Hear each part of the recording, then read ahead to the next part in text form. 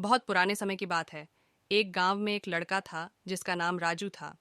राजू का सपना था कि वह एक बड़ा कलाकार बने और खुद के हाथों से सुंदर सी मूर्तियां बनाए।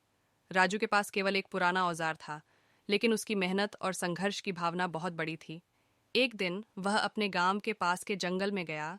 उम्मीद है कि वह वहां पत्थर पा सकेगा जिन्हें वह अपनी मूर्तियों के लिए उपयोग कर सकता है। जंगल में राजू ने एक बड़ा सुंदर पत्थर देखा जो कि बहुत ही अच्छा था। वह पत्थर लेने का निर्णय लिया और खुशी खुशी उसे अपने ओजरों में रखकर अपने गांव लौट आया। वापस गांव में आने पर राजू ने वह पत्थर अपने कला के काम में शामिल किया, लेकिन उसकी औजारों से पत्थर पर काम करते समय पत्थर ने चीख कर कहा, अरे, कृपया धीरे से काम करो, तुम मुझे दर्द पहुंचा रहे हो। राजू को बड़ी हैरानी हुई, क्योंकि यह सुनने में आया कि पत्थर बोल रहा है।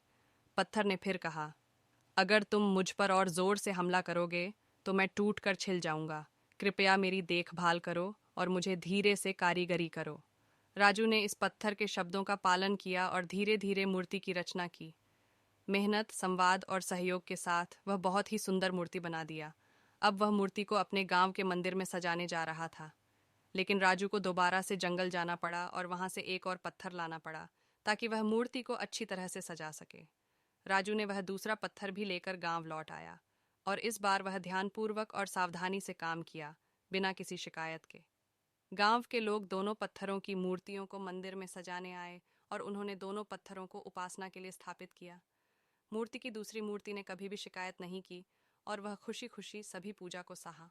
इस कहानी से हमें यह सीखने को मिलता है कि हमें किसी भी कार्य में मेहनत करने की बजाय सही तरीके से और धीरे धीरे काम करने की आवश्यकता होती है।